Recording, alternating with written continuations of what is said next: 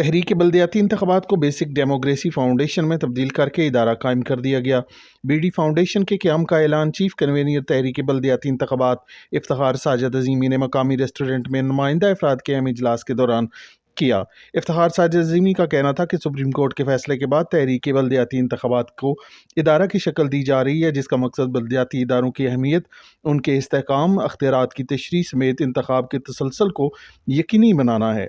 जब हमने तहरीक आगाज़ किया था तो मैंने एक पम्फलेट वो लिखा था, उसके आखिरी जो पैराग्राफ था उसमें मैंने ये लिखा था कि जब बल्दियाती इलेक्शन हो जाएंगे तो फिर तहरीक क्या ख़त्म कर देंगे।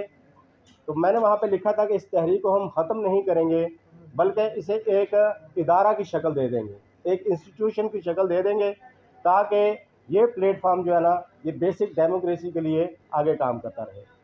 तो अल्लाह के फजल करम से उसी बात की तकमील करते हुए, उसी वादे की तकमील करते हुए आज हमने दोबारा 10 मार्च 2022 को बेसिक डेमोक्रेसी फाउंडेशन के नाम से इस एनजीओ कह लें या एनपीओ कह लें या एक निजी गैर सरकारी इदारा कह लें, इसकी हमने आज बुनियाद रखी है। आज उसके लिए हमने ये इफ्तिताही सेशन रखा है जिसमें आप सबको मदऊ किया है।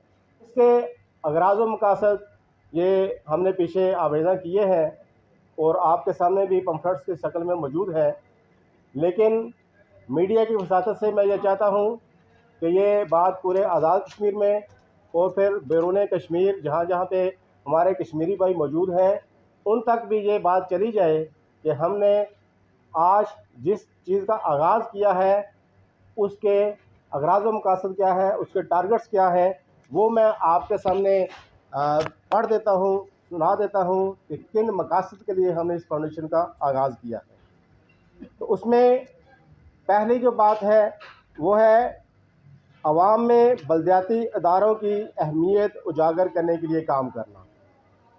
ये हम पहले तहरीक के लिए काम करते रहे हैं, उसी बात को हम आगे लेके चलेंगे कि पब्लिक को पता चले कि लोकल बॉडी सिस्टम की अहमियत क्या है।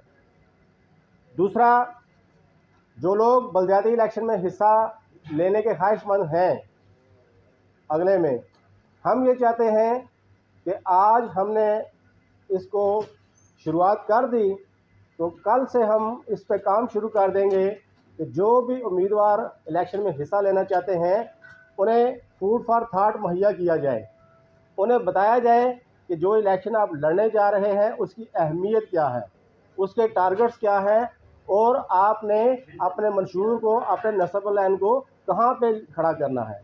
तो हम इंशाल्लाह तरबियत करेंगे उन उम्मीदवारान की जो इस इलेक्शन में हिस्सा लेने चाह रहे हैं।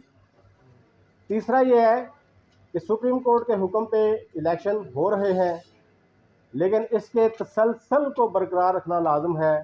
अभी तक जो आज़ाद कश्मीर का आइन है उसमें हर 4 साल के बाद बल्दियाती इलेक्शन होना लाजम है, और पिछले 30 सालों में आप देख लें कितनी दफ़ा आइन की खिलाफ वर्जी की।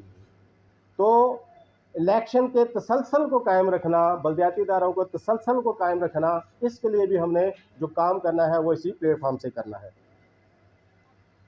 अल्लाह करे ये बल्दियाती इदारे हमारे इसी साल में वजूद में आ जाएं, तो फिर इनको स्ट्रेंथन करने के लिए, इनको मुस्तहकम करने के लिए, इनके इस्तेहकाम के लिए जो काम करने वाला है उसके लिए भी हम वो सारी चीज़ें ढूंढ के लाएंगे, मुहैया करेंगे। वो सारा मटेरियल, सारा मैटर जो इसके लिए चाहिए कि इन इदारों को कैसे स्ट्रेंथन करना है, वो इंशाल्लाह हम इस प्लेटफॉर्म से पूरी कौम के सामने लेके आएंगे, हुक्मरानों के सामने भी लेके आएंगे, और जो बल्दियाती नुमाइंदे बनेंगे, जो डिस्ट्रिक्ट गवर्नमेंट्स बनेंगे, उन तक भी हम ये सारी चीज़ें पहुँचाएँगे कि वो अपने इस निज़ाम को कैसे स्ट्रांग करें। अगली बात, जो 5वां पॉइंट है, ये मुश्किल तरीन मरहला है कि इस वक्त जितने इख्तियारात हैं वो हमारी असम्बली के पास हैं, और असम्बली के थ्रू वज़ीर आज़म के पास हैं, वज़रा के पास हैं, मुख्तलिफ़ कमेटियाँ होती हैं उनके पास होते हैं। इनकी निचली सतह पर मुंतकिली मुश्किल तरीन मरहला है, डेवोल्यूशन ऑफ पावर।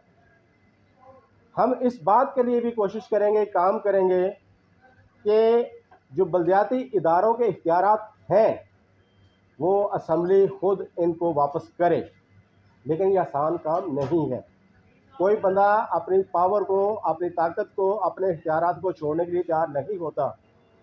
तो हमने इसी असम्बली से रिक्वेस्ट करनी है, इन्हीं मेम्बरान से कहना है कि जो आपका काम है आप करें, जो बलदियाती इदारों का काम है वो करें।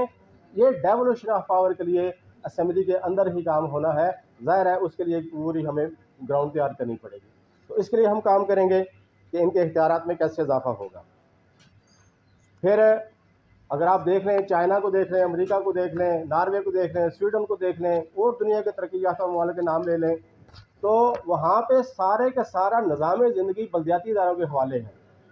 जो वफाक होता है या फेडरेशन होती है वो कुछ पॉलिसियाँ बनाती है, वो बजट को तय करती है, जनरल पॉलिसी बनाती है, सलामती के इदारों को चेक करती है, लेकिन जो रोज़मर्रा की ज़िंदगी के मामलात हैं वो बलदियाती इदारों के हवाले होते हैं। ट्रांसपोर्टेशन है, हेल्थ है, एजुकेशन है, पुलिस सिस्टम है, सैनिटरी सिस्टम है, यानी कि जितना भी फॉरेस्ट है, आपकी जो ना माहौलियात का निज़ाम है, ये सारा का सारा कौन चेक एंड बैलेंस रखता है इनका, या कौन इनको लेके जाता है, कम्युनिकेशन है, ये सारा का सारा बलदियाती इदारों का कायम होता है।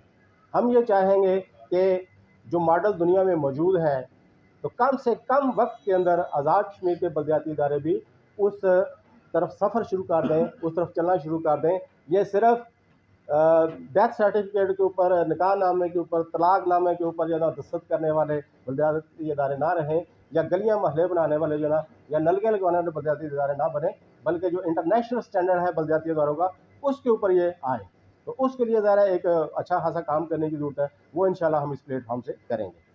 और आखिरी बात ये है कि ये सारा हम क्यों कर रहे हैं, इसका वाहिद मकसद ये है कि जो आवाम का म्यार ज़िंदगी है उसको ऊपर लेके आए। जब तक पब्लिक का लिविंग स्टैंडर्ड ऊपर नहीं जाएगा, बतौर कौम हम ऊपर नहीं जा सकते। तो दुनिया कहाँ से कहाँ की पहुँच गई हुई है, और हम आज भी नलके के पीछे लगे हुए हैं और गली के पीछे लगे हुए हैं। तो हम ये चाहते हैं कि बलदियाती इदारों की वसातत से जो लोगों का लिविंग स्टैंडर्ड है, जो म्यार ज़िंदगी है, उसको बुलंद किया जाए। हर कबर से इजलास में शामिल सियासी और समाजी शख्सियात ने इजलास से खिताब करते हुए फाउंडेशन के क़याम को खुशाइंद करार दिया और अपनी तरफ से मुकम्मल ताउन की यकीन दहानी कराई। Doctor Mohammad Ishaq Chaudhry, top one news, member, Azad Kashmir.